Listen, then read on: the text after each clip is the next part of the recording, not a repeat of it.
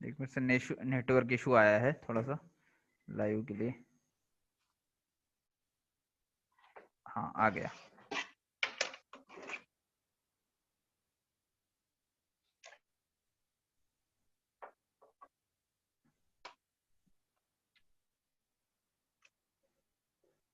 हो गया sir, Facebook live पे भी कर दिया है। Welcome all. आज रोग निदान एकेडमी ऑफ रोग निदान के सिंगल लेक्चर सीरीज का 24वां लेक्चर है। और आज के सेशन की chairperson professor Deepti Mehta ma'am, उनका मैं स्वागत करता हूँ। साथ ही आज के स्पीकर डॉक्टर दर्शना पांड्या मैम, उनका भी मैं स्वागत करता हूँ। और मैं उनसे परमिशन चाहूंगा कि मैं धन्वंतरी वंदना शुरू करें और उसके बाद मैं उनका इंट्रोडक्शन करके लेक्चर की शुरुआत करना चाहता हूँ। तो प्रेसिडेंट रोग एकेडमी ऑफ रोग निदान के president doctor Atul Varshney sir से मैं परमिशन चाहूंगा कि मैं वीडियो ऑन करूं। जी, आप शुरू करिए। प्रशांत जी शुरू करिए।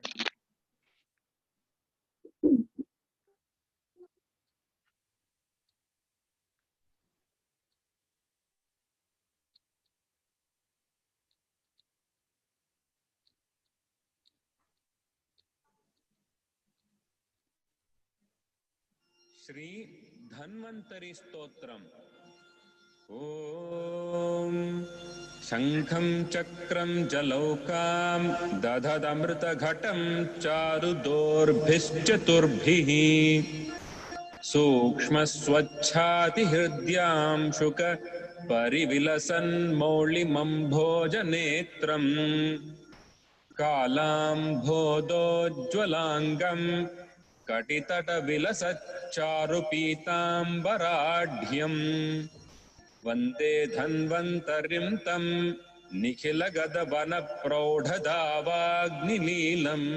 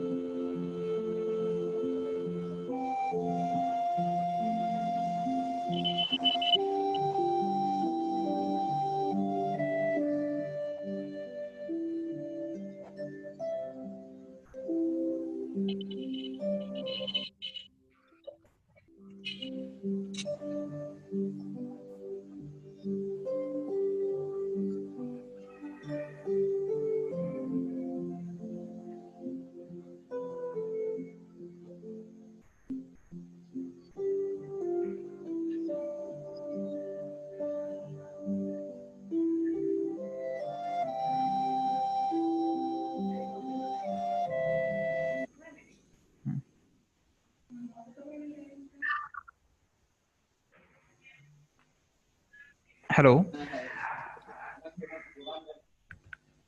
तो मैं एक छोटा सा इंट्रोडक्शन मैम का करना चाहूंगा। आज के गेस्ट स्पीकर जो है वैसे तो वो किसी इंट्रोडक्शन के लिए मोहताज नहीं है। पूरा भारत उनको जानता है कि जामनगर जो IITRA के नाम से अभी हाल ही में उनको नेशनल इम्पोर्टेंस का दर्जा मिला है, जिस यूनिवर्सिटी को इंस्टीट्यूट को, वहां पे रोग निदान की पूरी जिम्मेदारी जिनके कंधों के ऊपर है वह हमारे डॉक्टर दर्शना पांड्या मैम। वो वहाँ पे असिस्टेंट प्रोफेसर रोग निदान डिपार्टमेंट में है और उन्होंने BMS MD PhD किया हुआ है। उनका टोटल 19 साल का एक्सपीरियंस है, उसमें 13 साल का PG एक्सपीरियंस है। उनके अंदर बहुत सारे स्टूडेंट एमडी कर चुके हैं, तकरीबन 8 के ज्यादा स्टूडेंट का उन्होंने एज अ गाइड रहे हैं। उनके अंडर तकरीबन अभी 3 student as a PhD scholar उनके अंडर पीएचडी कर रहे हैं, डायरेक्ट सुपरविजन में हैं। साथ ही उन्होंने इंटरनेशनल लेवल पे उनके 35 प्रेजेंटेशन पेपर प्रेजेंट हुए हैं, पेपर पब्लिश हुए हैं 35। उन्होंने आज तक 15 से ऊपर लेक्चर पब्लिश किए, लेक्चर डिलीवर किए हैं। उनके 2 ऑनलाइन बुक्स में चैप्टर कंट्रीब्यूशन भी है। साथ ही साथ उनके पेपर प्रेजेंटेशन 30 से ऊपर है और उन्होंने बहुत सारे सेमिनार अटेंड किए हैं और वहाँ पे वो चेयरपर्सन भी रही है। सिर्फ बहुत सारे उनके उपलब्धियां है। साथ ही साथ वो एक जो पबमेड इंडेक्स जर्नल है JAIM और आयु, इनमें वो एडिटर रिव्यूअर का भी काम करते हैं और वो इंटरनेशनल जर्नल के एडिटर भी रह चुके हैं। तो इन इतनी सारी उपलब्धियों के बाद हमारा सौभाग्य है कि आज हमें Darshana ma'am as a guest speaker मिले हैं। मैं हमारे एकेडमी के चेयरपर्सन पवन कुमार गोदतवार सर और प्रेसिडेंट अतुल सर और आज के चेयरपर्सन दीप्ति मैम से आज्ञा चाहता हूँ कि मैडम अपना लेक्चर शुरू करें।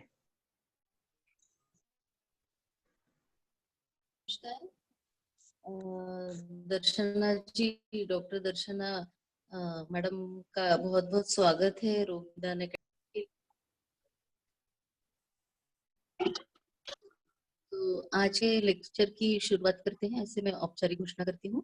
तो मैडम आपका बहुत बहुत स्वागत है और सभी का स्वागत है इस लेक्चर सीरीज में। शुरू कीजिए। नमस्कार। एकेडमी के सभी सदस्य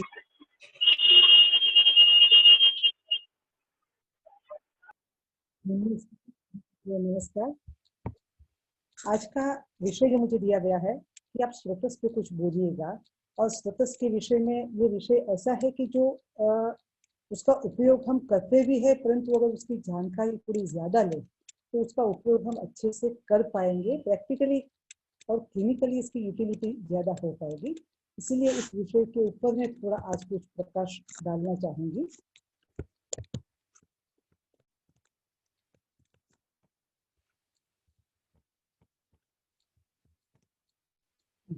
हमारा जो विषय है रोग निदान विकृति विज्ञान, उसको अगर हम 2 पार्ट में 2 हिस्सों में विभाजित करें, रोग निदान जो है directly it is relevant with the diagnosis of disease और उसके लिए हम निदान पंचक की उपयोगिता और निदान पंचक को ध्यान में लेना है।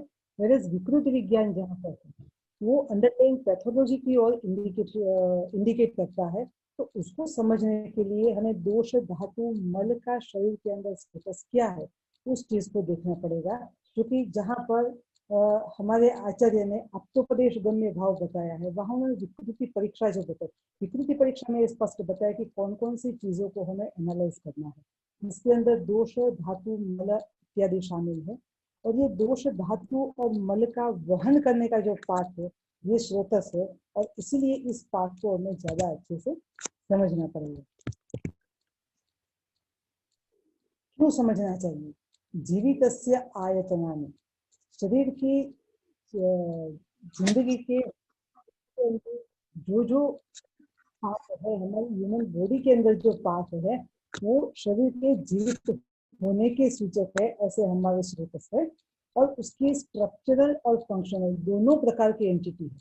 हम स्रोतस के बारे में काफी कुछ जानते हैं। तो शरीर रचना की दृष्टि से और क्रिया की दृष्टि से दोनों दृष्टि से उसकी उपयोगिता है। उसमें जब विकृति होगी तो वो शरीर की पैथोलॉजी स्ट्रक्चरल और फंक्शनल दोनों का रिप्रेजेंटेशन जो है वो स्रोतस के माध्यम से होगा।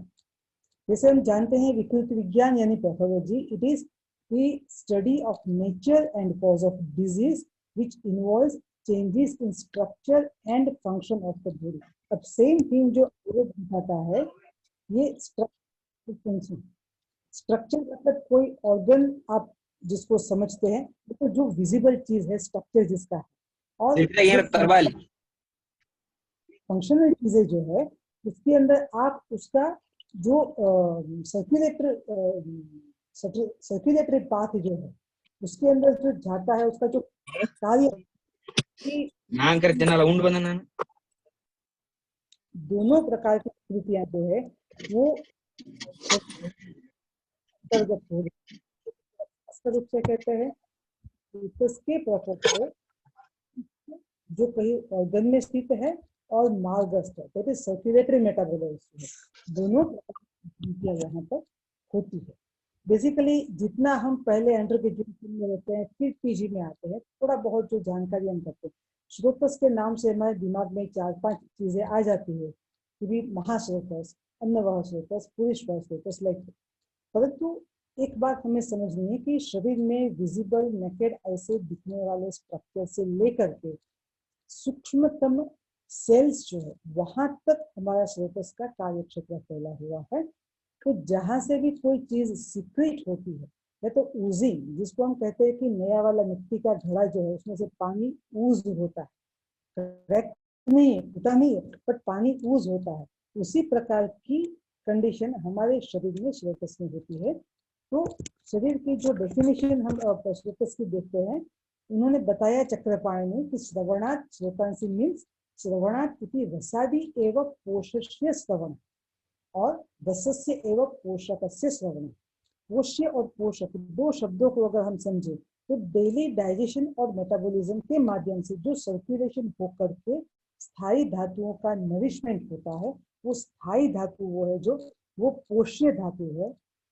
और डेली जो हमारा डाइट से जो पोषण होता है, तो वो जो आहार रस जिसका सर्कुलेशन शरीर में होता है, दिस इज पोषक रस।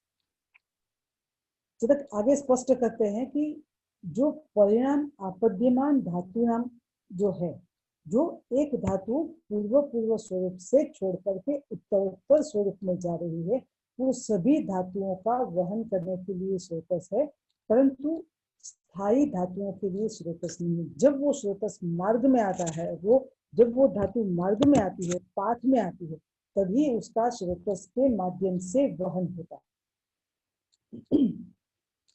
यही बात मैंने यहाँ पर स्पष्ट करने का प्रयास किया है। पोष्य और पोषक धातु और स्थानस्थ और मार्गस्थ धातु। मार्गस्थ धातु दैट इज सर्कुलेटरी मेटाबोलाइट्स, और स्थानस्थ धातु दैट इज जो भी ऑर्गन है स्रोतस के मूल है, वो सब स्थानस्थ धातु उसको अपन कंसिडर करते हैं। तो भी इसी बात को चक्रपाणि ने आगे स्पष्ट किया है कि स्थानस्था इति आशयस्था, आशय दैट इज ऑर्गन, और मार्गस्थ दैट इज धमनी भी अभिगच्छन्ति, जो धमनी के द्वारा सर्कुलेट होता है।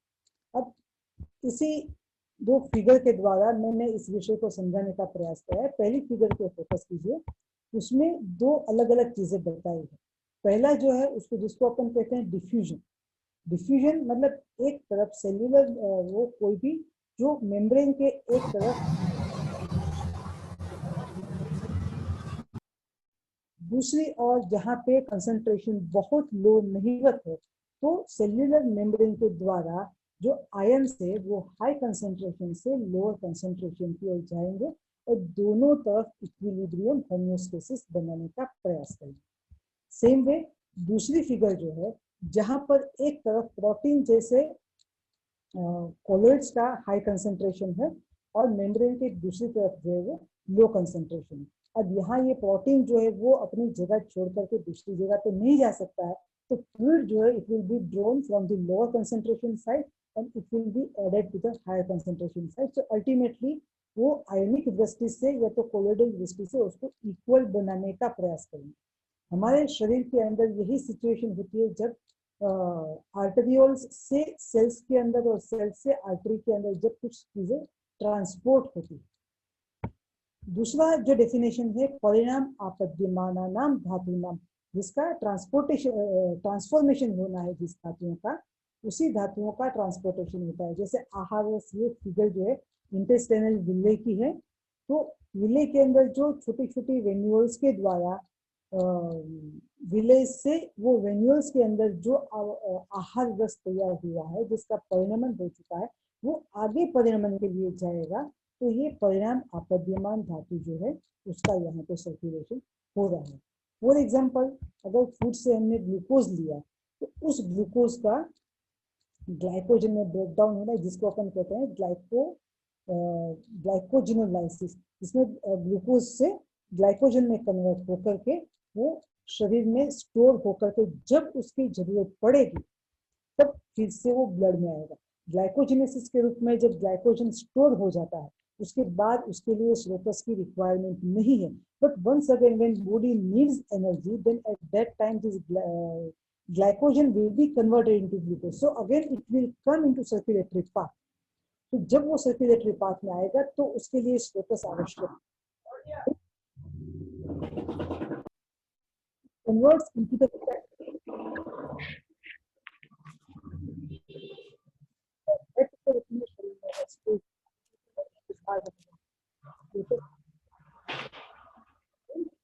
comes into circulatory. These all examples I will just scroll it. These all are the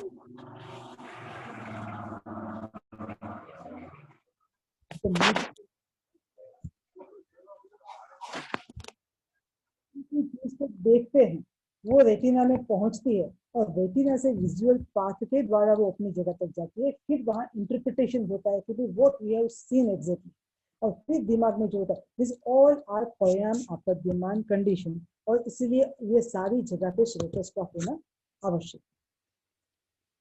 तो स्रोतस कुल मिलाकर के एक ऐसी संरचना हमारे शरीर की है जिसको आप रचना शरीर की दृष्टि से कोई चीज ऐसी है जो बहुत लंबी चौड़ी है, जो बहुत छोटी वाली है, जिसको हम जिसके अंदर से कुछ चीजों का वहन होता है।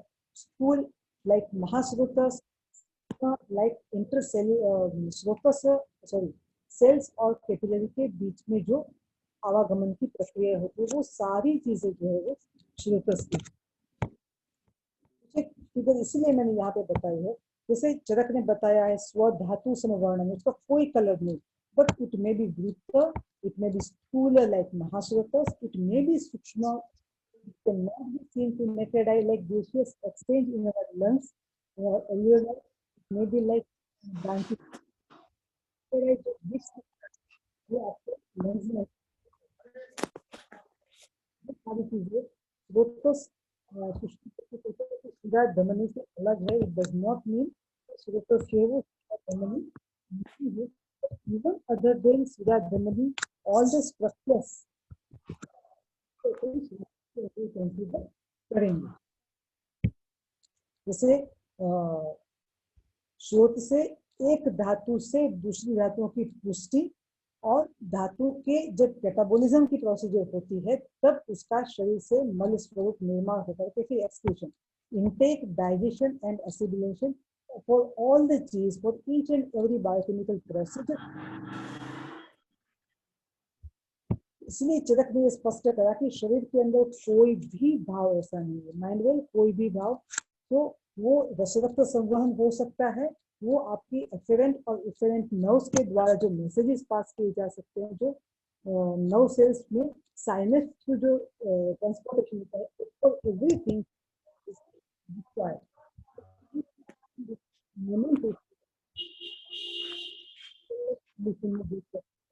लंबा चौड़ा स्ट्रक्चर भी स्रोतस का हो सकता है।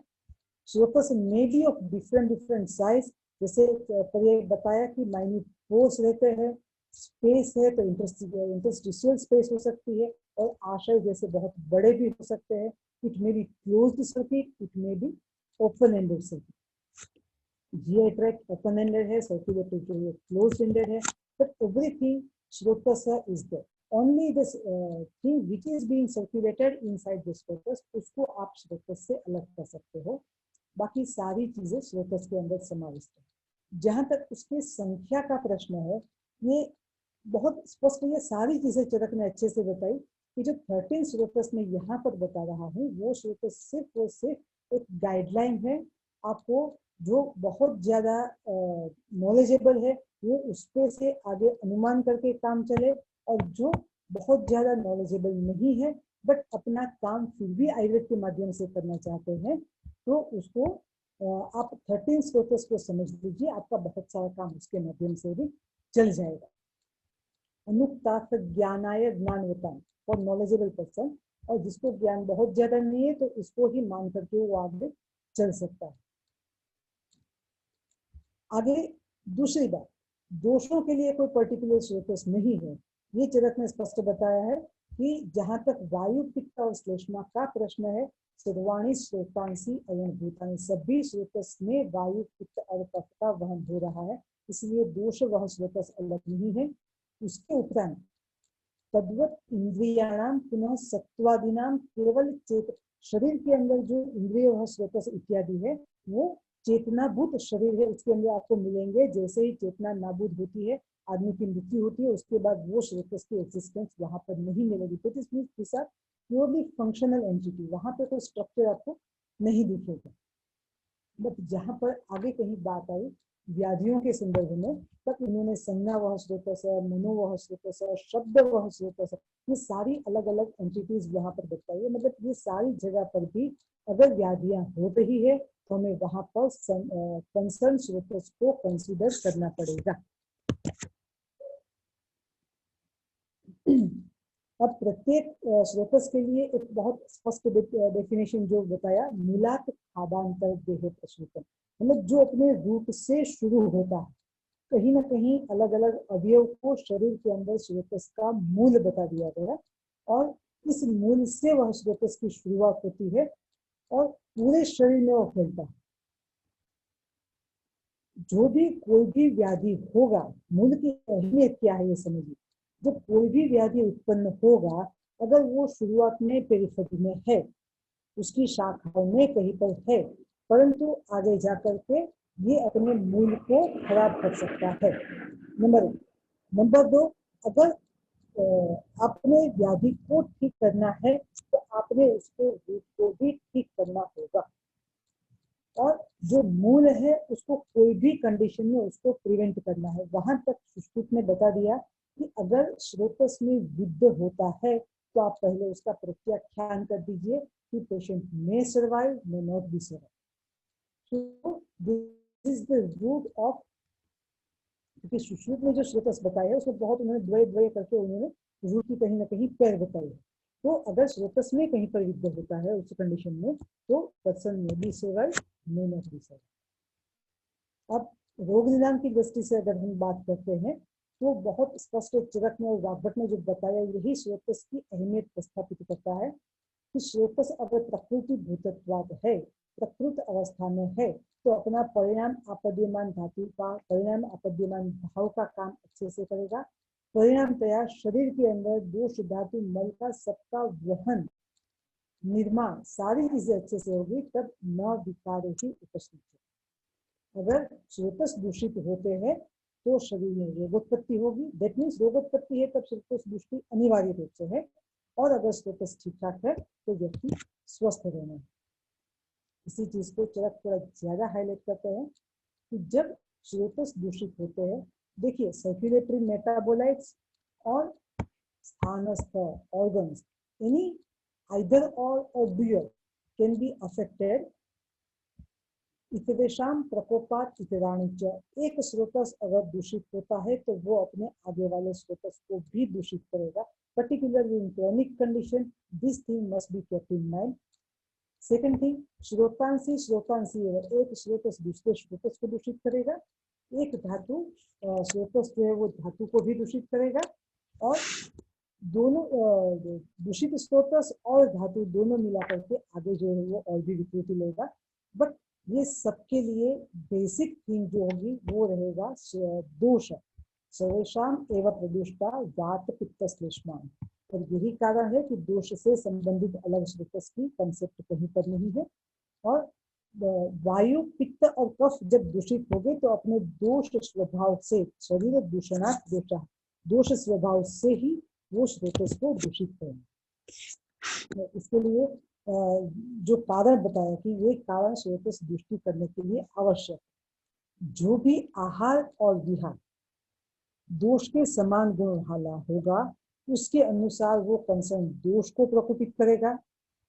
वही आहार जो दोष के समान गुण वाला होगा वो अपने इसी गुण से कंसर्न धातु को भी द्विगुणित करेगा, और स्रोतसाम संप्रदूषक, स्रोतस में कहीं ना कहीं प्राइमरी फोकस, जिसको अपन कह सकते हैं, उसको उत्पन्न करेगा, जिसके चलते आगे जाकर के फ्यूचर में व्याधि उत्पत्ति वहां पर हो सकती है। ये सारा का सारा जो माजरा है वो दोषों के द्वारा होगा, ये समझ सकते हैं। और इसीलिए निदान सेवन से हम उसको उस वक्त हालांकि आइडेंटिफाई नहीं कर पाते हैं, परंतु निदान सेवन से ही खावैगुण्य जो है वो प्रारंभ होगा। इसीलिए हम कहते हैं कि यत्र संग खावैगुण्य व्याधि तत्र उपजाय। 4 प्रकार की जो श्रोत्र दृष्टि बताई है, अति प्रवृत्ति, संग, विमार्ग गमन और शिरा ग्रंथि। अति प्रवृत्ति, simple hyper function of the srotas. It may be in the form of atisara or in the form of polyuria, or when the hyper secretion of any endocrine gland is there, वहां पर भी हम अति प्रवृत्ति consider कर सकते हैं। संग, किसी भी प्रकार का ऑब्स्ट्रक्शन, इट लीड्स टू संग। तो हम कह सकते हैं कि संग जो है वो कारण है, और उसके कारण जो श्रोतरोध हो रहा है संग से, और उसके कारण रिजल्ट जो हमें मिलेगा वो श्रोतस के कार्य में कर्म की उसकी जो फंक्शन है उसकी हानि होगी, इन प्रोपोर्शन टू द संग। विमार्ग गमन, deviation from its original path, और शिरा ग्रंथि जो कि ज्यादातर करके शल्य का विषय है। अब सबसे ज्यादा मुझे एक चीज को जो मैं यहाँ खास करके टीचर के लिए जो चीज मुझे हाईलाइट करी है वो 2-3 स्लाइड ही है, बाकी ज्यादातर करके मैंने स्कॉलर को ध्यान में रखते हुए ये प्रेजेंटेशन बनाया है। तो अब हम एक बार सोचेंगे चरक संहिता में महारोगाध्याय, वहां उन्होंने जहाँ पे वायु, पित्त और कफ के अपने अपने नानात्मक विकार बताए हैं, वहां उन्होंने 2-3 चीजें बहुत अच्छी बताई है जो कि श्रोतस के संदर्भ में भी उतनी उपयोगी है। तो क्योंकि यहाँ पे अति प्रवृत्ति, संग, विमार्ग गमन, शिरा ग्रंथि बता करके छोड़ दिया, तो उसमें उसकी अंशांश कल्पना अगर देखे तो कौन से गुण का क्या रोल होगा वो वहां पर चरक ने अच्छे से बताया है। तो कुछ एक उन्होंने जो बताया, वायु के आत्मरूप, रौक्ष्य, शैत्य, लाघव, वैशद्य, गति, अमूर्तत्व, अनवस्थित, ये उसके आत्मरूप है। उसके आधार पे उसने बताया कि क्या कर्म हो सकता है, खर, परुष, विशद, सुषिद, शोष, संकोच। तो अगर मान लीजिए कि कहीं पर डायलेटेशन हो सकता है, कहीं पे स्पाज्म है, कहीं पे वेस्टिंग है, तो अल्टीमेटली कहीं ना कहीं ये वायु के गुण के कारण ही है। और श्रोतस में जो विकृति होती है वो विकृति भी ये वायु, पित्त या तो कफ के कंसर्न आत्मरूप के कारण होने वाली है। तो ये मेरी दृष्टि से ये ज्यादा उपयोगी है हमारे लिए कि हम श्रोतस में अति प्रवृत्ति हुई कि संग हुआ, श्रोतोरोध हुआ, पर उस श्रोतोरोध को हमें कैसे टेकल करना है जो कि अगर आगे अपन देखेंगे। तो ये श्रोतोरोध जो है उसको कैसे टेकल करना, उसके लिए फिर से हमें दोषों को ही देखना पड़ेगा। तो अगर कहीं पे खरत्व आ गया है, जहां पर हम कहते हैं कि स्नेह सारो अयम पुरुष है, पूरे हमारे शरीर के अंदर स्नेह की आवश्यकता अनिवार्य रूप से, अगर खरत्व आता है, परुषत्व आता है, तो ऑब्वियसली वहां पे सर्कुलेशन अच्छे से नहीं होता है। It can be kind of संग, depends on the intensity of खरत्व और परुषत्व।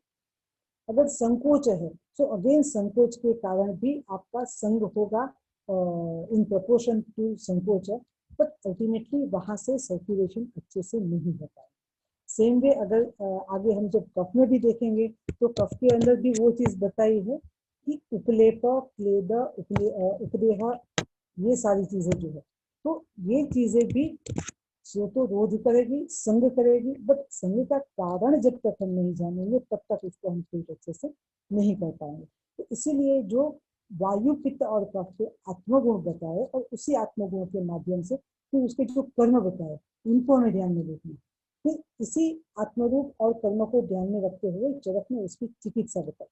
चिकित्सा में क्या बताया कि प्रपोर्शनली, मात्रा काल प्रमाणित रूप, आपको क्या करना है, स्नेहन, स्वेदन, आस्थापन, अनुवासन, नस्य, अभ्यंग, उत्सादन इत्यादि, उसमें से जो जहां सुटेबल है वो समय, स्थल, उसको व्यक्ति को ध्यान में रखते हुए आपको प्रयोग करना है उसको। पित्त, तो पित्त के अंदर देखिए कि पित्त के आत्मरूप जो है उष्णता, तीक्ष्णता, द्रवत्व, अनति स्नेह, विश्रगंध, कटु अम्ल रस अश्रवत।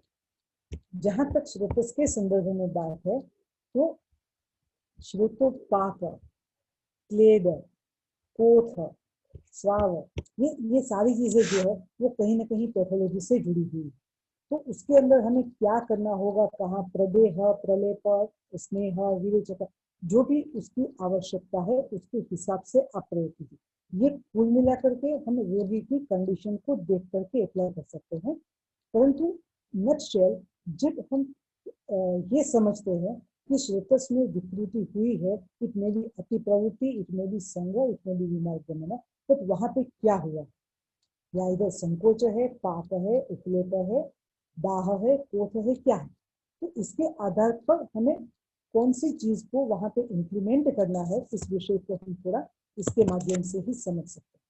उसी प्रकार से श्लेष्मा के आत्मरूप बताए हैं, शैत्य, गौरव, माधुर्य, स्थैर्य, पिछिल, ये बहुत सारी चीज जो है ये कहीं ना कहीं श्रोतोरोध संग्रह के लिए रिस्पॉन्सिबल है। संघ से फर्दर आगे विमार्गमन हो सकता है, तो पिक्चर प्रेजेंटेशन इस प्रकार का हमें सेशन में मिलेगा। अब देखिए इसके अंदर जो कर्म बताए हैं वो खास खास कर्म अपन देखे, स्थैर्य, चिरकारित्व, गौरव, क्लेद, उपदेह, ये सारी चीज जो है वो उसके उपलेप, जो श्रोतस के ल्यूमेन को अंदर से अगर मान लो कि क्लेड बढ़ा हुआ है, उसके अंदर उपलेप हुआ है, तो सर्कुलेशन जो है वो कम हो। विद रिस्पेक्ट ऑफ एनी श्रोतस, ये जब कम होता है तो वहां से आगे का परिणाम अपद्यमान भाव जो है जिसको अपनी जगह पे पहुंचना है वो नहीं पहुंच पाता है, और इससे आगे कंसर्न श्रोतस की कर्म हानि हमें प्रैक्टिकली देखने को मिलती है। तो अब यहाँ पे चिकित्सा क्या करनी है, रस के एस्पेक्ट से अगर देखते हैं तो कटु, तिक्त, कषाय, गुण के एस्पेक्ट से उष्ण, तीक्ष्ण, दुष्ट, स्वेद, वमन, विवेचन, जहाँ जो भी चीज उपयोगी लगती है वो उसके आधार पर हमें करनी है। ये एक आगे जो मैं चीज अभी रखने जा रही हूँ वो शायद थोड़ा हमें लगे कि ये श्रोतस से हटके है, बट जहां तक विकृति विज्ञान की कल्पना है मुझे लगता है कि इसको मुझे यहाँ पे हाईलाइट करना चाहिए कि चरक ने एक चीज चिकित्सा स्थान में बताई कि दोष का प्रकोप जब होता है तो दो प्रकार से होता है, काठिन्य, ऊन भाव। अब उसकी डेफिनेशन, सबसे पहले डेफिनेशन चक्रपाणी ने जो बताई कि ऊन भाव और चयपूर्वक, परंतु उससे आगे जब हम जाते हैं तो उन्होंने थोड़ा और इसको स्पष्ट किया है कि काठिन्य दोष दृश्य संबंधित स्थैर्य, दोष दृश्य समुचना, ऊन भाव वहां भी दोष दृश्य समुचना तो होगी, परंतु घन, अवयव, उपचय, अकर्तृत्व, मतलब कि वहां पर कोई घनत्व, हार्डनेस, उपचय, इस प्रकार की कोई विकृति वहां पर नहीं होगी। हो सकता है इट मे बी फंक्शनल और इंफ्लेमेटरी प्रोसेस। आगे तीसरा भी उन्होंने चक्रपाणी ने ही बताया, ऊन भावात इति यथोक्त काठिन्य विना, जहां पर हार्डनेस या तो उपचय वाली चीज नहीं है। तो इसको ध्यान में रखते हुए मेरी जो समझ है कि इसके आधार पर हम ये समझ सकते हैं कि the word काठिन्य represents inflammatory changes or new growth or upleper or inside lumen narrowing due to something deposited inside whatsoever, while unbhava means degenerative changes which occurs due to the involvement of kapha, pitta or vayu respectively. तो काठिन्य it may be due to kapha और पित्त, और unbhava जो है वो ज्यादातर करके degenerative changes जो है वायु के चलते हो सकते हैं।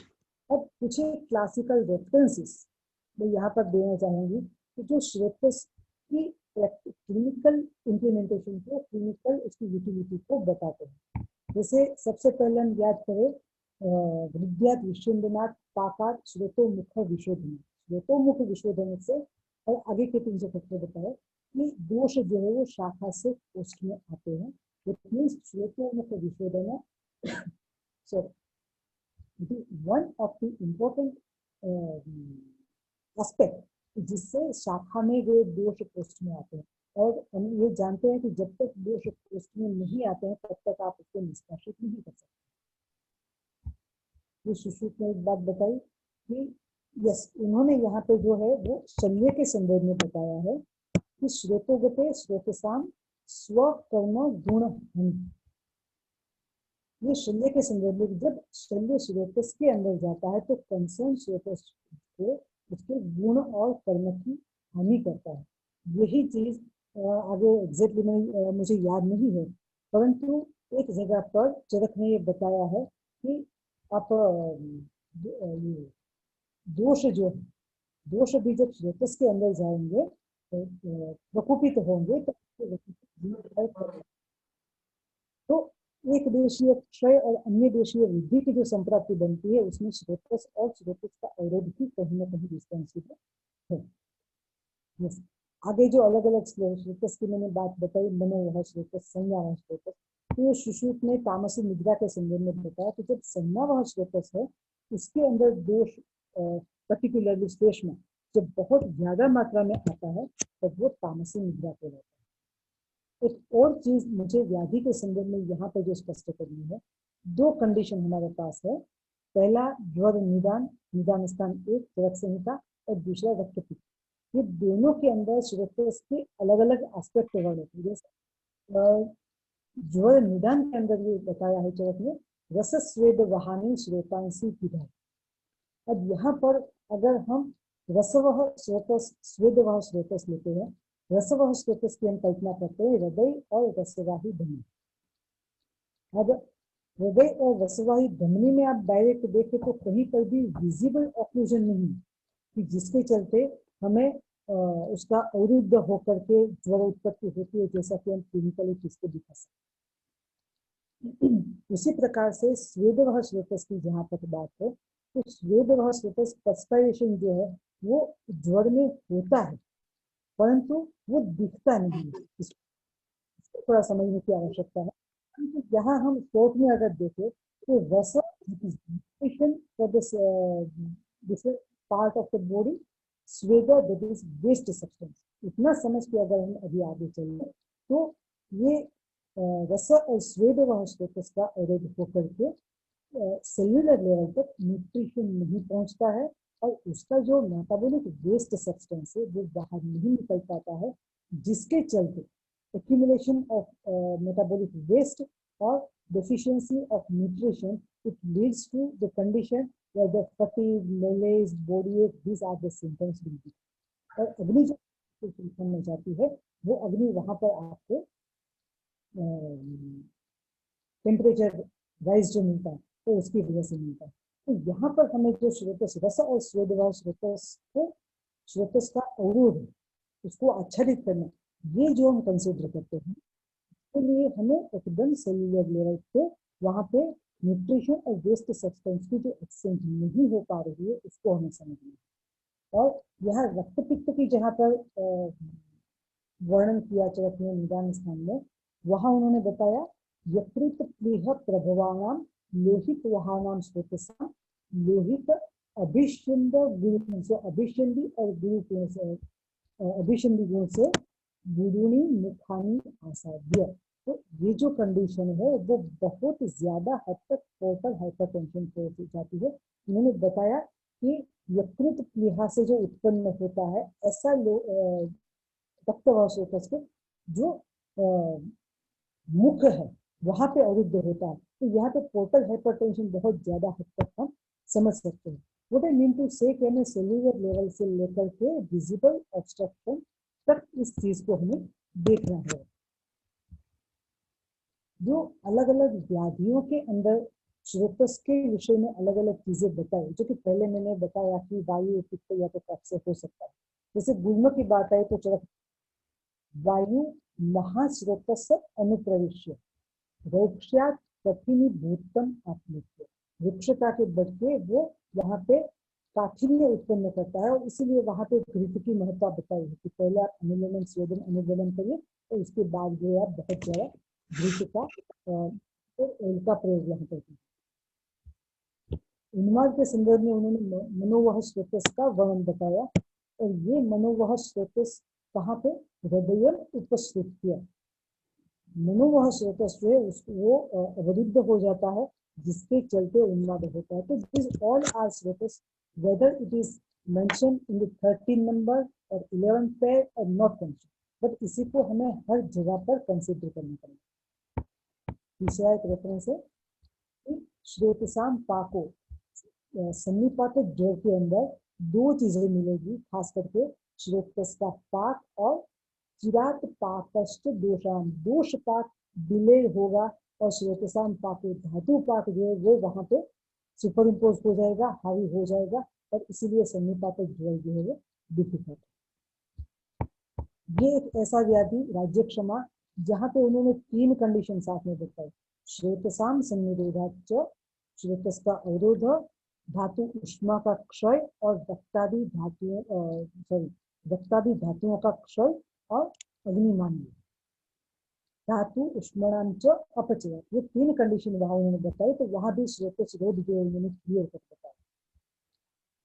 फिर आगे अपस्मादि में यही बात है, उदावत ने भी बताया कि श्रोतांसी अधोगामी, स्पष्ट किया कि नीचे वाला जो श्रोतस है वो बलात् रुद्ध, बल से वो अवरुद्ध होता है, स्ट्रॉन्गली इट इज ऑब्स्ट्रक्टेड, तो इसीलिए वहां पे जहां उदावत की बात है वहां पे उन्होंने बस्ती और तीक्ष्ण विरेचन और बस्ती की चिकित्सा बताई। प्राणवायु श्रोतस का व्याधि वहां पर भी उन्होंने बताया रसः श्रोतसु रुद्धेषु, रसवाही स्रोत से अवरुद्ध होकर के कास वेग प्रवृत्त। यहाँ एक कारण ये भी हो सकता है कि कास जो है वो कार्डियक प्रॉब्लम से भी होती है। श्रोतो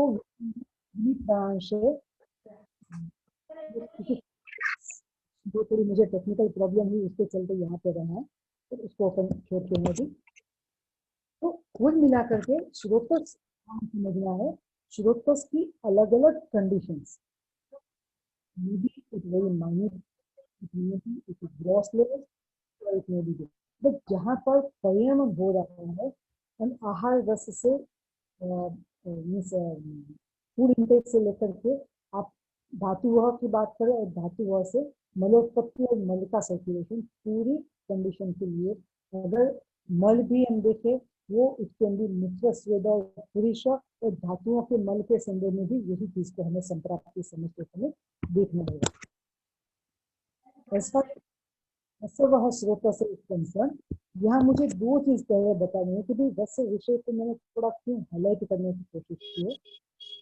तो शरीर में एक ही मात्र ऐसा स्रोतस है जो पूरे शरीर में जहाँ इवन रक्त भी नहीं जाता है वहां तक रस वह स्रोतस पहुंचता है। लाने में वैसे धातु ही विक्षेप प्रस्तुत करना ये अच्छी तरह से हम जानते हैं, उसको मुझे ज्यादा डिटेल नहीं करनी है, परंतु आगे मैंने बताया है शुक्यमाणा खवे गुणियात रसः सज्जति एक से, तो ये कंडीशन ऐसी है कि सभी जगह पर जहाँ पर ये सर्कुलेशन से रस जहाँ पे पहुंचेगा वहां पर आगे वो कोई ना कोई विकृति करेगा। वो जगह पर यह भी बताना है किसी भी प्रकार की व्याधि होती है उसमें रसवास होते हमेशा अग्र रहेगा। ये नीचे वाला जो श्लोक है ये भी हम अच्छे से जानते हैं कि पूरे शरीर में दिट इज अगेन फिर से रस रक्त संवहन, पूरे शरीर में जब दोष स्रोतस के माध्यम से सर्कुलेट होते हैं तो जो पहले से आहार विहार के समय ही आहार विहार का जो निदान सेवन के रूप में सेवन हुआ उस समय से ही जो खवे गुण उत्पन्न हुआ है वहां जाकर के व्याधि उत्पत्ति होगी। एक बात। दूसरी बात, जब मान लीजिए कि जठराग्नि आम ही है, आम जब आम दूसरे परिवर्तित होता है तब आम स्रोतो अनुगामी होगा और इसके कारण जठराग्नि से दात्राग्नि में विकार होगा। ये सारी चीज जो है वो आगे जब हम रेफरेंस देखेंगे वहां पर उपयोग में आने वाली है। वैसे थोड़ा हम फास्ट इसको जाएंगे।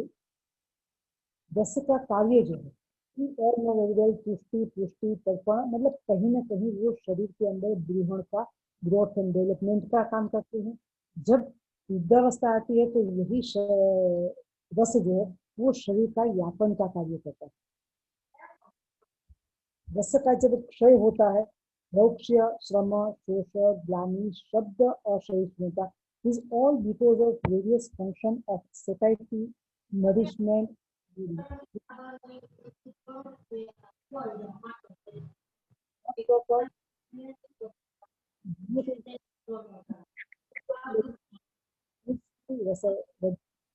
it leads to the पीड़ा प्रदोष तो जो भी आधार सोचना होता है। रस की वृद्धि वाग्भट ने सीधा सीधा बताया है कि यह वृद्धि जो है आपको श्लेष्मावत समझना है। तो श्लेष्मा की जितनी जितनी प्रॉपर्टीज है, जितनी जितनी क्वालिटीज है, जो प्राकृत और विकृत गुण है, वो सारे हमको यहाँ पर कंसिडर करने हैं। जब रसवह स्रोतस की बात आती है, रसवह स्रोतस का मूल हृदय और रसवाही धमनी, और ये रसवाही धमनी जो है रसायनिक भी है। ये सारी चीजें जहाँ ब्लड सर्कुलेशन थ्रू नहीं पहुंच रहा है, वहां वो लिम्फेटिक सर्कुलेशन से पहुंचेगा, बट रस ऐसी चीज है जो पूरे शरीर में पहुंचती है। और रसवह स्रोतस की दृष्टि का कारण आप देखिए, पहले जो बताए वो सारे रस की वृद्धि करने वाले हैं। शीत, स्निग्ध, गुरु, ये सारी चीजें जब अति मात्रा में देते हैं, it leads to provocation of kapha, and in such condition शरीर के अंदर उपलेह, उपदेह, संतर्पण जब अधिक होता है तो संतर्पण जन्य क्लेद कारक, ये सारी प्रकार की संप्राप्ति जो है वहां पर बन सकती है। और दूसरा जो नीचे कारण बताया है, यह कारण जो है वो पूरी अपतर्पण जन्य संप्राप्ति को इंडिकेट करता है, चिंत्या नाम अतिचिंतन। तो पहला जो है वो कहीं ना कहीं कफ को बढ़ाएगा। ये चिंत्या नाम अतिचिंतनात् वाली जो बात है वो शरीर के अंदर पित्त और वायु को बढ़ाएगी। अगर वायु बढ़ता है तो वहां पे रुक्षत्व, खरत्व, परुष, ये सारी चीज होकर के सर्कुलेशन ठीक नहीं होगा। अगर पित्त बढ़ता है, it leads to inflammatory changes inside the artery और आर्टरियल्स और whatever the place it may be, तो वहां पर ये इंफ्लेमेटरी चेंजेस करेगी, जिसके चलते आगे फिर ईजिंग का काम, ये सारी चीज जो है बढ़ जाएगी। और अगर गुरु शीत स्निग्ध वाली चीज है, इट लीड्स टू चिरकारित्व nature of the disease, it leads to uplepa of the srotas, it may be responsible for the narrowing of the internal the lumen of the srotas, it may be cellular level, it may be artery level, it may be arterial level, or it may be capillary well. तो ये कुल मिलाकर के जो कारण है रसवह स्रोतस की दृष्टि, उसको हम संतर्पणोत्व और अपतर्पणोत्व, मतलब पूरी व्याधि की संप्राप्ति जो है, इसके लिए हम इन दो चीजों को अच्छे से दिमाग में रखना है कि एक जो है वो संतर्पणोत्व व्याधि के लिए होगा और दूसरा जो है अपतर्पणोत्व व्याधि के लिए कहीं ना कहीं रिस्पॉन्सिबल है। जब धातु वह स्रोतस की दृष्टि के लक्षण की बात आती है, क्योंकि स्रोतस और प्रदोषज विकार कोई अलग चीज नहीं है, क्योंकि धातुओं का परिणामापद्यमान, धातुओं का वहन स्रोतस के माध्यम से होता है। अगर स्रोतस दूषित है तो वो धातु को खराब करेगा, अगर धातु दूषित है तो वो स्रोतस को खराब करेगा, और वाइस वर्सा। तो इन सच कंडीशन चरक ने डायरेक्टली बताया कि इसके लिए कोई अलग हम लक्षण नहीं दे रहे हैं। जो 7 धातु वह स्रोतस की बात है, वहां पर हमें सीधे जो विविध अशिक्षितीय अध्याय के अंदर चरक प्रस्थान 28 में जहाँ धातु प्रदोषज विकार बताए हैं, उसको हमें उस धातु की दृष्टि के उस स्रोतस की दृष्टि के लक्षण समझने हैं। वहां पर उन्होंने अश्रद्धा, अरुचि, आस्य, वैरस्य, अरसज्ञता, वहां से लेकर के उन्होंने वलय, अकाल, वलित, पलित तक के बहुत सारे व्याधि वहां पर बताए। बट फिर भी मेरा मानना है कि ये व्याधि जो है वो भी एक सिंबॉलिक है, क्योंकि almost all the diseases are there too जहाँ पर आपको रस का इन्वॉल्वमेंट है। इसीलिए हमें सभी व्याधियों में रसवह स्रोतस की दृष्टि को कंसिडर करना चाहिए, डायरेक्टली और इनडायरेक्ट। और इससे ऊपर जो इम्पोर्टेंट चीज है वो है श्रोत पांडित्यम, श्रोतसाम रोध, श्रोतरोध। अब बहुत अच्छे से याद रखना है, खास करके जैसे मैंने पहले भी कहा कि पीजी और यूजी स्कॉलर्स को मैंने ध्यान में रखते हुए बताया है। इस चीज को मैं हाईलाइट करना चाहूंगी। श्रोतरोध जो कि रसवह स्रोतस की दृष्टि का लक्षण है, उसको हमें सभी व्याधियों में प्राइमरी रूप से कंसीडर करना चाहिए। जैसे कि रस का सर्कुलेशन पूरे शरीर में है, श्रोतरोध it is one of the disease of रसवह स्रोत दृष्टि। तो हमें एज पर द निदान सेवन कफ, पित्त और वायु किसी का भी प्रकोप होकर के बट वहां पर न्यूट्रिशन जो है वो ब्लॉक होगा, रसवह स्रोतस की कर्म हानि होगी, तो वहां से आगे आपको जो धातु का परिणमन होना चाहिए वो नहीं होता है, तो पाम विदेशी व्याधि है, तो यथाकाल वलित फलित, ये कुछ भी व्याधियां इनके अंदर से हो सकती है। तो श्रोतोरोध जो है, श्रोतोरोध, अवरोध, अवरुद्ध, ऑब्स्ट्रक्शन, फिर से this obstruction may be due to pitta, अगर इनसाइड इंफ्लेमेशन है तो, may be due to kapha, अगर वहां पे उपलेप है या तो और कोई ग्रोथ है, न्यू ग्रोथ है, जिसके चलते आगे का सर्कुलेशन कम हो रहा है। और तीसरी चीज जो है कि अगर ये दोनों में से कुछ भी नहीं है तो वायु के खर प्रवेश के कारण भी, जब जैसे सिंपली अपन ये एक चीज देखते हैं कि हाइपरटेंशन के अंदर generally continuously flow of blood जो है, जो रक्त संवहन में जाता है, तो वहाँ जो फ्रिक्शन होता है और उस फ्रिक्शन के चलते minute inflammatory changes with the ageing process अगर ये चलते रहते हैं, तो वो इंफ्लेमेटरी प्रोसेस आगे जाकर के वहाँ lipid deposition inside the lumen of the artery, और इसको जो है वो ज्यादा प्रमोट करता है, और इसके चलते आर्टियोस्क्लेरोसिस और एथेरोस्क्लेरोसिस की कंडीशन डेवलप होती है। ये एक एग्जांपल है। उसी प्रकार से जैसे हमने रसवह स्रोतस में देखा कि ज्वरोत्पत्ति के लिए सेल्यूलर लेवल पे कहीं पर श्रोतोरोध है, तो जहां पर भी सर्कुलेशन आवागमन जो है वो डिस्टर्ब होता है, वो सारी जगह पे हमें श्रोतोरोध कंसिडर करना है। ये कुछ एक व्याधियां जिसके अंदर क्लासिक्स में सीधा सीधा रसवह स्रोतस का इन्वॉल्वमेंट बताया। अदर देन रस प्रदोष विकार, these are the disease with direct involvement of the रसवह स्रोतस का बताया हुआ है। शोथ मदमूर्छा संन्यास, मधुर रस के अतियोग से होने वाले सारे विकार, शोफ, उपलेप, श्वास, कास, स्थैर्य, और जिसके आगे बता दिया कि भी रस जानी तो भूतानी व्याधयश्च, बहुत सारे अलग अलग व्याधियां जो है वो रसवह स्रोतस से के इन्वॉल्वमेंट से होती है। अब श्रोतोरोध के ऊपर फिर से थोड़ा फोकस करें, जो कि हमारे लाइफस्टाइल से बहुत संबंधित है। जो all the lifestyle diseases which are increasing nowadays, उसका जो कारण है, उसकी जो लाइफस्टाइल है पेशेंट की, उसके ऊपर बहुत सारा आधारित रहता है। तो सबसे पहली एक चीज जैसे मधुर रस का अत्यधिक सेवन बताया, फिर चिंत्यानाम अति चिंतनात् जो है ये भी एक कारण बताया रसवह स्रोतस की दृष्टि का। तो ये एक कारण भी हो सकता है, जो आज के समय में व्यक्ति बहुत ज्यादा स्ट्रेस से जुड़ा हुआ रहता है, तो उस कंडीशन के अंदर श्रोतोरोध होना लाजमी है। दिवास्वाद, डे स्लीप, ये श्रोतोरोध का एक प्रधान कारण बताया है, जो क्लासिक्स में सीधा जिसका रेफरेंस है, उतना ही मैं यहाँ पे अभी संपर्क व्याधि की प्राइमरी रिक्वायरमेंट है श्रोतोरोध। यस, नीचे जो दो चीजें हैं जिसको हम साधारणतया बहुत ज्यादा फोकस नहीं करते हैं, तिक्त रस के अधिक उपयोग से श्रोतस में खरत्व आता है। वृक्ष का तिक्त रस जो है वो साधारणतया उसकी आप महाभूत डोमिनेंस से ही समझ सकते हैं कि वो वृक्ष गुण वाला है, तो ये श्रोतस में खरत्व उत्पन्न करता है। उसका सीधा सीधा मतलब हमें ये समझना है कि शरीर के अंदर वृक्षता जो है वो स्वाभाविक रूप से खरत्व लाएगी। अब आप देखिए कि ऐसे भी व्यक्ति जिसका बहुत ज्यादा गुरु शीत अति स्निग्ध अति मात्रम शमस्मिताम की रसवह स्रोतस की दृष्टि का प्राइमरी कारण है, उससे कोई भी लेना देना नहीं है।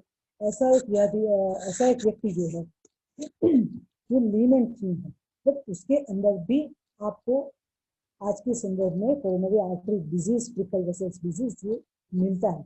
एक कारण यह है कि अतिवृक्ष का सेवन, पोवर्टी और बहुत ज्यादा स्निग्ध चीजों का सेवन नहीं होता है, तो ये खरत्व जो है वो भी आगे जाकर के एक प्रकार का श्रोतोरोध करके व्याधि उत्पत्ति करता है। उसी प्रकार से कषाय रस का अति सेवन जो है वो श्रोतस को बंद करता है। ये सीधा सीधा क्लासिकल डिफरेंस। यस, जहाँ पे विषमाशम जन्य राज्य क्षमा की संप्राप्ति बताई, वहां उन्होंने बहुत क्लियर कट ये चीज बताई। ये तो अष्टविध आहार विधि विशेषाय प्रकृति प्रवासन इत्यादि, तो इनको छोड़ करके फिर व्यक्ति जो विषम रूप से सेवन करता है, अपनी प्रकृति के आधार पर नहीं, तवा समय किसी को ध्यान में ना रखते हुए जब आहार का सेवन करता है, तब उसका वायु पित्त और श्लेष्म उसमें विषमता आती है। और यह विषमता शरीरम अनुसूती, शरीर में से यदा श्रोतसाम अयन मुखानी, सर्कुलेशन के जो उसके मुख है, उसके पार्ट है, उसको प्रतिवार्या अवतिष्ठन्ते, उसको ऑब्स्ट्रक्ट करता है, श्रोतरोध। तो उस कंडीशन में तदा जंतु, व्यक्ति जो भी आहार लेता है, जंतु दैट इज पर्सन, जो भी आहार लेता है, तत्तद अस्य मूत्र पुरुषम एवं उपजायते भूयिष्ठम न अन्य तथा शरीर धातु। तो इस कंडीशन में जब श्रोतोरोध हो जाता है, तो इससे जो भी आहार व्यक्ति ने लिया है, उससे शरीर का पोषण न होते हुए वो मूत्र पुरुष जो है उसमें ही कन्वर्ट होता है अधिक मात्रा में, और शरीर धातु का पोषण नहीं होता है। दिस इज दी पैथोलॉजी संप्राप्ति ऑफ विषमाशन जन्य राज्य। वात व्याधि के अंदर तो बहुत स्पष्ट बताया है, देहे श्रोतांसी रिक्तानि पूरयित्वा अनुवेदन, तो वहां भी पूरण का काम आता है। और आप देखिए कि अब इतने विषय जो है इस चीज को स्पष्ट करता है कि कहीं पर भी व्याधि उत्पत्ति में श्रोतस का इंपॉर्टेंस, पर्टिकुलरली वह श्रोतस का डायरेक्टली और इनडायरेक्टली इन्वॉल्वमेंट और श्रोतरोध, ये तीन चीजों को हमें हमेशा ध्यान में रखना होगा और इसके आधार पर हमें व्याधि को देखना परखना होगा, और चिकित्सा जो है वो उसके आधार पर हम फाइनल कर सकते हैं। अब देखिए चिकित्सा में बहुत सारी जगह पर श्रोतो शोधन के लिए जो रेफरेंसेस क्लासिक्स में मिलता है, वो रेफरेंसेस में यहाँ पे बताना चाहूंगी। मंड पेया विलेप, जो हमारी अलग अलग आहार कल्पनाएं है। मृदु करोति श्रोतांसी, जब श्रोतस में खरत्व आया है, वृक्षता आई है, तो इसको मृदु करने के लिए मंड का प्रयोग करना चाहिए, तो श्रोतस को मृदु करे। दूसरी बात, एक चरक संहिता चिकित्सा सूत्र स्थान में अष्टादश महामूल्य के अंदर उन्होंने हृदय के बारे में आचार्य चरक ने अच्छा बताया। तो वहां उन्होंने दो चीज बताई कि एक तो पथ्यम यत् सात औजस्यम श्रोतसाम यत् प्रसादम, तो हृदय को, आपको हृदय रोग से अपने आप को बचाना है। प्रिवेंटिव मेजर के तौर पे आप ये करिए, एक तो जो हृदय है, हृदय को उपयुक्त है। दूसरा जो ओजस को बढ़ाने वाला है, क्योंकि हृदय का स्थान, हृदय जो है वो ओजस का स्थान है। श्रोतसाम युक्त प्रसादन, जो श्रोतस को प्रसादन करने वाला है, उसको क्लियर करने वाला है, उसको खुला करने वाला है, वहां उपलेप क्लेद की कोई गुंजाइश हमें नहीं चाहिए। तो उस कंडीशन में आपको मतलब ये सारी चीजें, और आगे बताया परिहार्या विशेषण मनुष्य दुख होता है। हृदय को अगर हार्ट डिजीज से आपको अपने आप को प्रिवेंट करना है, तो हृदय औजस्य श्रोतस का जो प्रसादन करने वाला है और मन को दुख देने वाली है उस चीज का परिहार, ये 4 पॉइंट को हमें फॉलो करना पड़ेगा। तो वहां पर श्रोतस से प्रसादन वो एक मस्ट है, श्रोतस की शुद्धि होना, क्लियर होना, ये आवश्यक है। जब स्वेदन की बात है तो सम्यक स्वेद के लक्षण में सुश्रुत ने एक लक्षण बताया, श्रोतसाम निर्मलत्वम। श्रोतसाम निर्मलत्वम हाउ टू असेस, कोई बहुत बड़ी बात नहीं है। शरीर का अगर सभी कार्य सम्यक रूप से होता है तो ये श्रोतसाम निर्मलत्वम है। अगर नहीं हो रहा है तो कहीं ना कहीं श्रोतस में अवरोध है। जब अर्धावशिष्ट जल, सुश्रुत ने उत्तर तंत्र ज्वर के अध्याय में बात बताई कि अर्धावशिष्ट जल है जिसको आपने उबाल के आधा कर दिया है, ऐसा पानी जो है वो दोषों, ये दोष के और श्रोतस को मृदु करता है। तो यही कारण है कि वहां पर ज्वर में हमेशा हमने उष्णोदक को और अर्धावशिष्ट जल जो दोष के हिसाब से उसको प्राधान्य दिया है, ताकि वहां पर जो उपलेप है, ये फंक्शनल उपलेप है, ये वहां से रिमूव होकर के एक्चुअल एक्सपायरेशन वहां पे होगा। श्रोतस एक सुश्रुत ने ज्वर के अध्याय में एक और चीज बताई कि भाई श्रोतस में ये ज्वर चिकित्सा में विरेचन भी एक चिकित्सा है, तो ज्वर में हमें विरेचन कब देना है? अगर दोष कोष्ठ में है, पक्व है और स्रोतस के अंदर जो मल है वो विबद्ध अवस्था में, अन्यथा आप विरेचन नहीं दे सकते हो अगर दोष शाखा से कोष्ठ में आए ही नहीं है, दोष अपक्व अवस्था में। अब दोष कोष्ठ में आ गए हैं, उन सब के लक्षण क्लासिक्स में अवेलेबल है, तो दोष जब कोष्ठ में आ गए हैं और सिर्फ मलवाही स्रोतस जो है वो विबद्ध है, अवरुद्ध है, तब आप उसको विरेचन दीजिए। तो उस कंडीशन में आप अचिर ज्वरितस्य, ये बताए ज्वर मुक्ति विरेचन, बट अचिर वहां तक आप वेट नहीं करें, उससे पहले भी आप विरेचन दे सकते हैं अगर पहले वाली दो कंडीशन है और मलवाही स्रोतस जो है वो अवरुद्ध है। यस, हमने एक चीज देखी मंड, फिर आया उष्णोदक और अर्धावशिष्ट जल, फिर अभी मध्य। मध्य के संदर्भ में भी बताया श्रोतसाम मुख विद्रोह की आशु, जब हम क्विक एक्शन के रूप में श्रोतोशोधन चाहते हैं तो उस वक्त मध्य का प्रयोग करवाना उचित है। और इसीलिए आप देखिए कि ये रेफरेंस उन्होंने दिया है राज्य क्षमा के अंदर, मध्यम श्रोतसाम मुख विद्रोह की आशु, और इसीलिए पुष्यंती धातु शीघ्रम शोषः प्रशांति। तो कहाँ किस चीज का सिलेक्शन करना है हमें श्रोत्र के शोधन के लिए, वो चीज भी हमें ध्यान में रखनी है। आगे एक जगह पे उन्होंने कास के संदर्भ में बताया, कास में श्रोतशाम शोधनम हितम, तो वहां उन्होंने पिप्पली और इत्यादि से सिद्ध घृत बताया है कि ऐसे घृत का सेवन करने से आप जो है व्यक्ति को अगर कास है, कास में शोधन कराना है तो ऐसे घृत का प्रयोग कीजिए, पर्टिकुलरली ट्राइग्रास।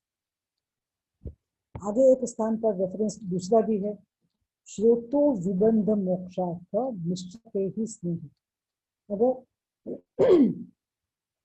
मिश्रक स्नेह का प्रयोग भी आप कर सकते हैं। मिश्रक स्नेह का प्रयोग साधारणतः 2-3 जगह पे बीज में इत्यादि में बताया है, तो कहाँ क्या हमें चूज करना है वो जरूरी है।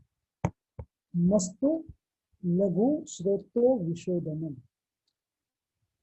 तो हमारे पास चीज आई, उष्णोदक आया, मध्य आया, मंड आया, मस्तु, फिर एरंड तेलम मधुरम उष्णम सूक्ष्म श्रोतो विशोधन, तो एरंड तेल श्रोतो विशोधन के लिए तो कहाँ हमें कौन सी चीज का प्रयोग करना है ये देखना है। और एक आगे है श्रोतो विविधान श्रोतो विबंधान विविधान हरितकी, हरितकी चरक संहिता चिकित्सा एक पाद, वहां पे उन्होंने हरितकी के जो उनका रसायन के संदर्भ में उपयोग बताया, वहां बताया कि किसी भी प्रकार का स्रोतस, विविध प्रकार के स्रोतस का विबंधन, कहीं पर प्रलेप है हृदय में, यह में प्रलेप, या तो बुद्धि स्मृति प्रमोह, ये सारी चीजों के अंदर हरितकी जो है इन सब प्रकार के कंडीशन को दूर करती है। सब जगह पर वह हुआ स्रोतस जो है उसकी वो शुद्धि करती है, विबंध को, इस प्रकार के स्रोतस के विबंध को दूर करती है। अपस्मार के अंदर उन्होंने बताया, अपस्मार में भी आप देखिए कि वहां उन्होंने जो स्रोतस का रोधन बताया हृदय के अंदर, फिर चिकित्सा के अंदर उन्होंने बताया अगर वातिक अपस्मार हो तो बस्ती, पित्तज अपस्मार हो तो विरेचन, और श्लेष्मिक अपस्मार हो तो वन। मतलब करना हमें वही है, आइदर शमन और शोधन, बट उसको कहाँ क्या लागू करना है उसके लिए, और इनिशियल स्टेज में उसको हमें श्रोतोरोध को, अगर जहां तक श्रोतोरोध है तो उसको शोधन करना है, ये चीजें हमारे ध्यान में होनी चाहिए। वातव्याधि के अंदर भी उन्होंने सबसे पहले तो ये बता दिया कि केवलम निरुपस्तंभे वाते स्नेह आदो होता है, अगर उपस्तंभित वात है तो वहां स्नेह का प्रयोग नहीं करना है, वहां दीप पाचन, ये सारी चीजें उन्होंने बताई। तो उपस्तंभित मतलब जो वायु फ्रीली मूवमेंट नहीं कर पा रहा, तो अगेन श्रोतोरोध, तो उस कंडीशन में हमें श्रोतोशोधन कराना चाहिए। और उसके लिए उन्होंने कॉमन चीज बताई, क्या देना चाहिए, अनभिषंदी, फिर भी स्निग्ध, और जो श्रोतस का शोधन करता है, जो कफ पित्त के विरुद्ध नहीं, कफ पित्त से अविरुद्ध है, और जो वायु का अनुलोमन करता है। ये सारी चीजें जो है वो आपको उपस्तंभित वात की चिकित्सा के लिए प्राइमरी कंडीशन है। और इसीलिए स्रोतस निर्मलत्व जो है वो सम्यक शोधन, इट मे बी वमन विरोचन और बस्ती, बट सम्यक शोधन के लिए ये स्रोत शोधन जो है वो एक कंडीशन है कि आप अगर सम्यक स्नेहन किसे कहोगे, तो अगर स्रोतस में शोधन हो गया है तब। अब हमें यहाँ पे स्रोतस विश्लेषण के संदर्भ में एक चीज में थोड़ी हाईलाइट करना चाहूंगी कि जब स्रोतस विश्लेषण होता है, ये ऑर्गन के अंदर होता है, ऑर्गन पेरेंकाइमा में होता है, जिसको अपन कहते हैं कि स्थानस्थ धातु विश्लेषण। और अगर वो सर्कुलेटरी मेटाबोलाइट्स में है तो उसको अपन कहेंगे मार्गस्थ विश्लेषण। मार्गस्थ है तो स्रोत शोधन उसके लिए करना है। अगर स्थानस्थ या तो ऑर्गेनिक पेरेंकाइमा में है तो वो बहुत ज्यादा हद तक वो फंक्शनल है, तो वो हमारा कार्य क्षेत्र है, मतलब फिजिशियन का कार्य क्षेत्र है। और अगर स्ट्रक्चरल है तो वो बहुत हद तक वो शल्य के कार्य क्षेत्र में चला जाएगा। कई बार ऐसा होता है, जैसे हम देखते हैं स्थौल्य का पेशेंट है, लिपिड लेवल बहुत अच्छा है, विद इन नॉर्मल लिमिट है, विद इन नॉर्मल रेंज है, तो उसको आप कह सकते हैं कि भाई वहाँ पे मेद बढ़ा हुआ है, परंतु उसका सर्कुलेटरी विश्लेषण, सर्कुलेटरी मेटाबोलाइट्स है वो ओके है, तो वहाँ पर आपको मार्गस्थ विश्लेषण नहीं है। कोई व्यक्ति में आप देखिए कि व्यक्ति लीन एंड थीन भी होता है, बट उसमें आप लिपिड प्रोफाइल देखिए तो वो बढ़ा हुआ मिलता है, तो वहाँ पे हम कह सकते हैं कि वहाँ फैट डिपोजिशन नहीं है, स्थानस्थ विकृति नहीं है, बट मार्गस्थ विकृति है। So what we have to assess whether the abnormality is margastha or sthanastha. This is primary requirement to assess the condition. फिर उसमें श्रोतरोध है या तो श्रोतस की अतिप्रवृत्ति है, दिमाग जमा है, क्या है, उसको असेस करना है। प्राइमरीली सभी जगह पर जनरली श्रोतरोध को हमें कंसिडर करना है, और उसके अकॉर्डिंगली श्रोतस शोधन either by शोधना और by शमन, बट प्योरिफिकेशन ऑफ श्रोतस, प्रसादन ऑफ श्रोतस, ये बहुत आवश्यक रूप से है। और उसके लिए कौन सी चीज का हमें यूज करना है, कौन सा फॉर्मुलेशन यूज करना है, वो भी हमारा हाथ में रहता है। तो लास्ट में मैं दो बात यही नक्शल कहना चाहूंगी कि श्रोतस एक ऐसी एंटिटी है हमारे शरीर के अंदर, तो सभी प्रकार के ट्रांसपोर्ट, कोई भी ऐसी सब्सटेंसेस जो एक से दूसरे फॉर्म में ट्रांसफॉर्म होनी है, उसका ट्रांसपोर्टेशन करने के लिए हमारे शरीर में स्रोतस है। यह स्रोतस it may be seen through naked eye, it may be very subtle that can not be seen, और फंक्शनल ही हमें सीधा वो दिखता है। हमारा डाइट एंड लाइफस्टाइल जो है, this is the basic thing to sustain the स्रोतस हेल्दी और मेक डिजीज। ये ऑलरेडी मैं कह चुकी हूँ 2 बार कि श्रोतरोध जो है, this is the primary condition for the development of disease, and hence श्रोतशोधन should be the primary line of management accordingly. Accordingly means जहाँ पर जिसका आपको जिस फॉर्मुलेशन का चूज करना है उसके अनुसार आप उसको कर सकते हैं। So selection of formulation for श्रोतशोधन differs as per the pathogenesis, की किस प्रकार की पैथोजेनेसिस यहाँ पर है, उसके आधार पर आप मंड भी चूज करते हो, उष्णोदक भी कर सकते हो। श्रोतस प्रसारण के लिए आप स्नेह भी कर सकते हैं, या तो मध्य का सिलेक्शन भी कर सकते हैं, या तो मेडिकेटेड घृत का भी कर सकते हैं। डिपेंड्स की किस प्रकार की कंडीशन यहाँ पर। ऑलमोस्ट मुझे लगता है कि बहुत ज्यादा समय मैंने नहीं लिया है। बात फिर से मैं एक कहना चाहूंगी कि खास करके पीजी पीएचडी स्कॉलर्स तक ये विषय पहुंचाना, ये एक उद्देश्य से मैंने तैयार किया था। शायद कहीं कुछ मिसप्रिंट हो गया है, क्योंकि टेक्नोलॉजी ने कल से मुझे बहुत परेशान किया है मेरे कंप्यूटर में, बट अल्टीमेटली आज ये विषय मैंने आपको आपके सामने रखा है। Thank you very much. Thank you very much ma'am. नहीं मैम, टेक्नोलॉजिकली कहीं पे भी ज़्यादा प्रॉब्लम नहीं आया है, और बहुत सुंदर जो प्रेजेंटेशन था वो भी बहुत अच्छा था, और हमने ये पता चला कि एक स्रोतस पे भी हम कितना भी डीप नॉलेज ज्ञान करें, फिर भी हमारे नॉलेज में बहुत कमी रहती है, जो आपके नॉलेज से हमें आपने जो प्रेजेंटेशन दिया उससे हमें पता चला कि बहुत सारी चीजें थी जो हम पढ़ते हैं फिर भी हमसे छूट जाती है। तो मैं जितने भी मेंबर हमारे ज्वाइन हुए हैं उनसे रिक्वेस्ट करना चाहता हूँ कि अगर कोई क्वेश्चन मैम से पूछना चाहे तो पूछ सकते हैं, या फिर अपना इनपुट किसी को देने हो इसमें।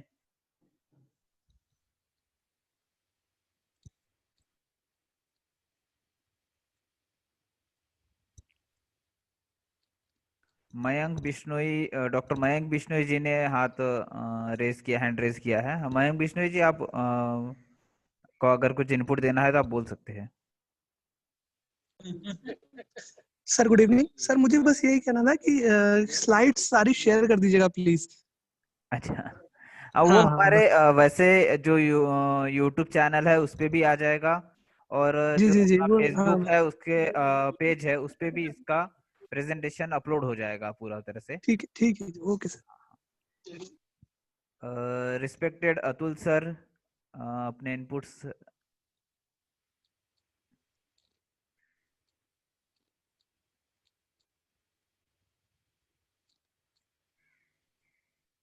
रिस्पेक्टेड पवन सर, सर अगर प्रेजेंट है।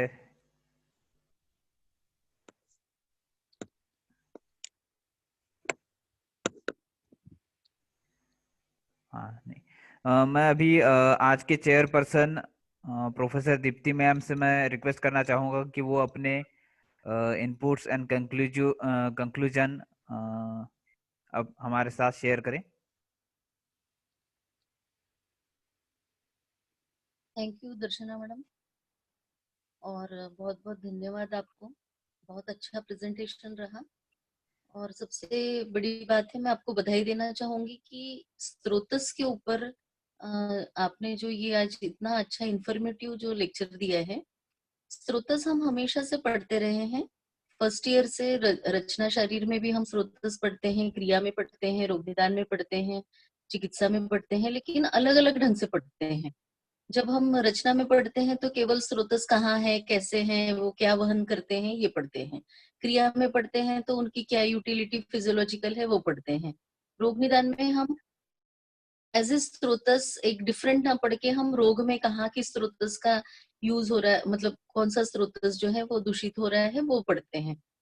लेकिन जिस तरह से आज आपने ये सारा कुछ एक साथ कंपाइल करके और बहुत ही अच्छा प्रेजेंट किया, मतलब एक बेसिक चीज है स्रोतस, दोष धातु मल, ये जिस तरह से शरीर को स्वस्थ रखने के लिए इम्पोर्टेंट है, तो रोग उत्पत्ति में भी उनका उतना ही इम्पोर्टेंस है।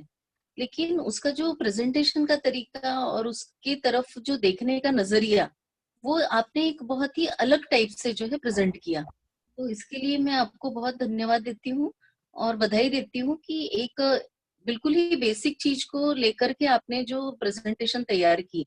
क्योंकि स्रोतस हम बिल्कुल ऊपर ऊपर निकाल देते हैं, इतना डीप स्टडी नहीं करते हैं। तो उसको जो कंपाइल जो आपने किया है कि रोग, पहले तो आपने ये देखा कि किन किन रोगों में कहाँ कहाँ स्रोतसों का उल्लेख आया है, फिर पर्टिकुलरली रसवह स्रोतसों का उल्लेख कहाँ कहाँ किन किन रोगों में आया है, और फिर चिकित्सा में स्रोतसों का कहाँ कहाँ उल्लेख आया है, और चिकित्सा में शोधन में किस तरह से हम यूज करते हैं स्रोतसों का। तो ये सारा जो मटेरियल आपने कलेक्ट किया है, जो कंपाइल किया है, और उसको जो आपने जिस ढंग से प्रेजेंट किया, मुझे लगता है कि एक सही में बहुत अच्छी मेहनत भी की है आपने और बहुत अच्छे तरीके से प्रेजेंट किया है। तो ये एक अलग व्यू था, एक अलग तरीके से जो है हमें इसको सीखने मिला या पढ़ने देखने मिला। तो मुझे लगता है कि बाकी भी जो हमारे व्यूअर्स हैं, जो स्टूडेंट्स हैं यूजी पीजी के, पीएचडी के, और टीचर्स भी हैं, उनको भी एक नया जो है आज इनपुट मिला है इससे। तो बहुत बहुत मैं आपका धन्यवाद करती हूँ और आपको बधाई देती हूँ इतना अच्छा टॉपिक चुनने के लिए और उसे बहुत अलग तरीके से और अच्छी तरीके से प्रेजेंट करने के लिए। और इसी के साथ आज का ये सेशन समाप्त हुआ, इसकी मैं घोषणा करती हूँ। Thank you Deepti ma'am, thank you Darshana ma'am, और सभी जितने हमारे पार्टिसिपेंट थे जिनकी सिवाय सिंगल लेक्चर सीरीज होना थोड़ा सा अधूरा रह जाता है, मैं उन सभी को धन्यवाद देता हूँ। और उनको अगले सैटरडे 1 बजे के लिए इनवाइट करता हूँ कि नेक्स्ट सैटरडे फिर से एक सिंगल लेक्चर सीरीज होगा, जिसमें डॉक्टर मुकेश सर जो कि केरला से है, उनका वक्तव्य रहेगा। तो थैंक यू वेरी मच सभी को, और मैं आज्ञा चाहता हूँ मैम से कि मैं अभी एंड करना चाहूँगा। Thank you ma'am. Thank you Darshana ma'am.